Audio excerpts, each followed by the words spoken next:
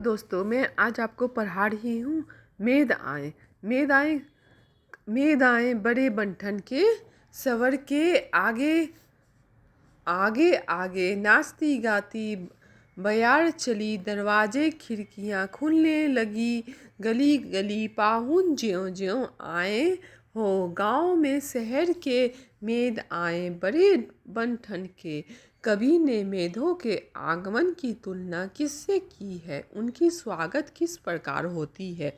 कवि ने मेधों की आगमन की तुलना गांव के दामाद के आने के उल्लासा में की है। जिस शब्द में गांव में किसी का दामाद बन ठन के आते हैं, उसे देखने के लिए लोगों की प्रशंसा बढ़ जाती है, उसी प्रकार बादलों के आने की सूचना देने के लिए पूर्वाई हवा नाचती गाती है।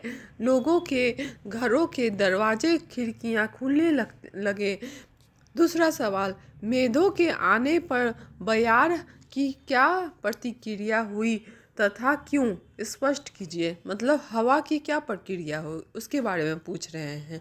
उसका आंसर है, मेधों के आगमन पर पूर्वाई हवा नाचती गाती चली, पर मानो कि वे मेधों के आने का संकेत दे रही हो, और इस हवा के बहते ही लोगों की खिड़कियां दरवाजे खुलने लगे हैं, जिसे देखकर ऐसा प्रतीत होता है कि मेद रूपी दामाद को देखकर आतुर है।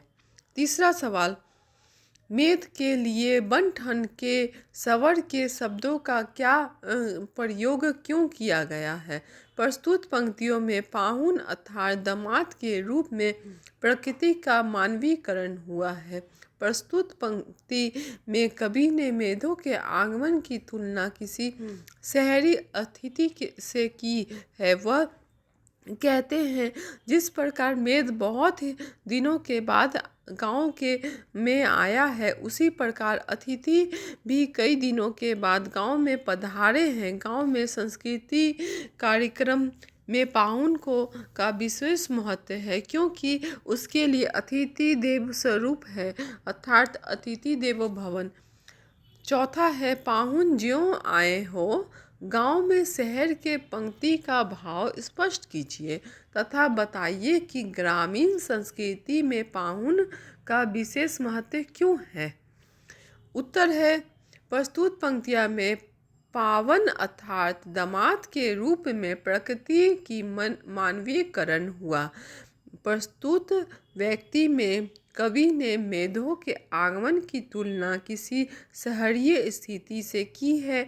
वे कहते हैं, जिस प्रकार मैं बहुत दिनों के बाद गांव आया है, उसी प्रकार व्यतीत थी कि भी कई दिनों के बाद गांव में पधारे हैं। ग्रामीण संस्कृति में पाहुन की विशेष महत्व है, क्योंकि उन्हें यह अतिथि देवो स्वरूप होते हैं, अर्थात अतिथि देवो भव। पेड़ झुक झाँकने लगे, गर्दन उचकाए, आंधी चली धूल भागी, घाघरा उठाए बाकी चितवन उठा नदी, ठिनकी पूघंट सरकाए। मेद आए बड़े बन ठन के सवर के। पेड़ झुक झाँकने लगे, गर्दन उचकाए। पंक्ति का आशय स्पष्ट कीजिए। प्रस्तुत पंक्तियां में सर्वेश्वर दयाल सक्सेना जी द्वारा आकाश में बादलों के घिरे आने के माध्यम से शहरी से गांव की आए मेहमान का मानवीकरण किया गया है। जब मेद आए तो पेड़ों का गर्दन उचक कर उन्हें देखने लगे, अतः भाव यह स्पष्ट है कि पूर्वाई हवा चली है तो पेड़ों की टहनियाँ झुक जाती है, और तब ऐसा प्रतीत होता है मानो मेद के आगमन पर पेड़ गर्दन झुकाए अत्यंत उल्लासा एवं उत्कर्षता मेधों को देख रहा है।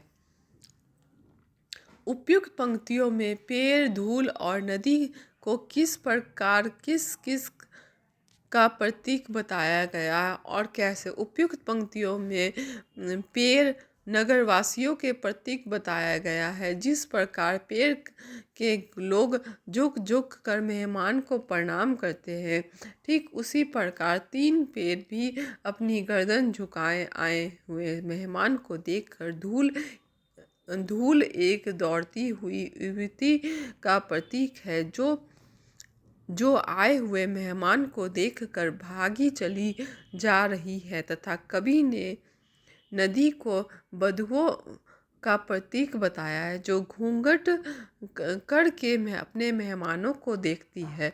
बधुओं मतलब बहू। बाकी चितवन उठाकर नदी ठिनकी घूंघट सरकाए, पंक्ति का भाव सौंदर्य स्पष्ट कीजिए। इसका आंसर है, प्रस्तुत भाव से मेघों का आने का प्रभाव पूरी प्रकृति पर पड़ा है। जिस प्रकार नदी ठिनक कर ऊपर मेघ को देखने की चेष्टा करती है और तिरछी नज़र से मेघों को देखती है, उसी प्रकार गांव की बधुओं ने घूंघट कर लिया और वह मेहमान को देखने लगी। चौथा है, उपयुक्त पंक्तियों का भाव सौंदर्य स्पष्ट कीजिए। उपयुक्त पंक्तियों का भाव यह है कि गांव में शहर से आए मेहमानों के बन ठन कर आने पर जिस प्रकार गांव के लोग उसे झुक झुक कर प्रणाम करते हैं, वैसे ही पेड़ में धारूपी के गर्दन झुका कर देख रहे हैं। आंधी को उड़ते देख कर कवि कल्पना करते हैं कि गांव की मानो कोई युवती भेंट करने मेहमानों की ओर भागी चली जा रही है। नदी के ठिनकने से कवि का आशय है कि गांव की बधुओं ने घूंघट कर लिया है और वे मेहमानों को देखने लगी। बूढ़े पीपल ने आगे बढ़कर जुहार की, बटम बाद सूंधी लीनी बोली, अंकुराई लता ओट को किवाड़ की, हट साया ताल लाया पानी, प्रात भर के मेघ आए बड़े बंठन के मवर के। मेघों के आगमन पर पीपल ने क्या किया, उसके लिए बूढ़े शब्द का प्रयोग क्यों किया गया। बूढ़े पीपल ने आगे बढ़कर आदर के साथ झुककर बादलों का स्वागत किया। कवि ने पीपल के लिए बूढ़े शब्द का प्रयोग इसलिए किया क्योंकि पीपल के पेड़ की आयु बहुत लंबी होती है। जब गांव में कोई मेहमान आता है तो घर का बड़ा बुजुर्ग उसका स्वागत करता है, उसी प्रकार पीपल ने भी मेहमान का स्वागत किया।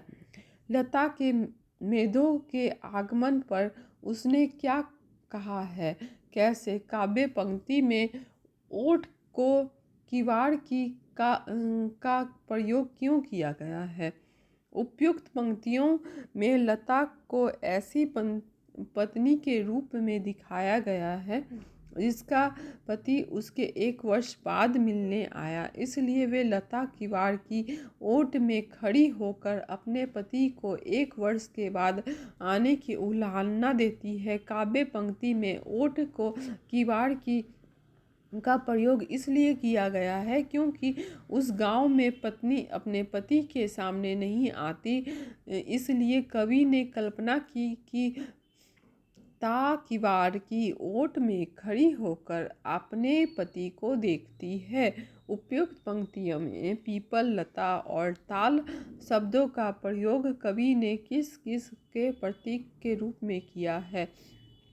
उपयुक्त पंक्तियों में पीपल बूढ़े बुजुर्गों का प्रतीक, लता किवाड़ की ओट से अतिथि को उल्लालना देने के लिए युवती का प्रतीक है, और ताल में उन सेवकों का प्रतीक है जो खुशी परात में पानी भर कर लाता है और मेहमानों के चरणों को धोता है। हेलो दोस्तों, आज के लिए इतना ही। Bye bye.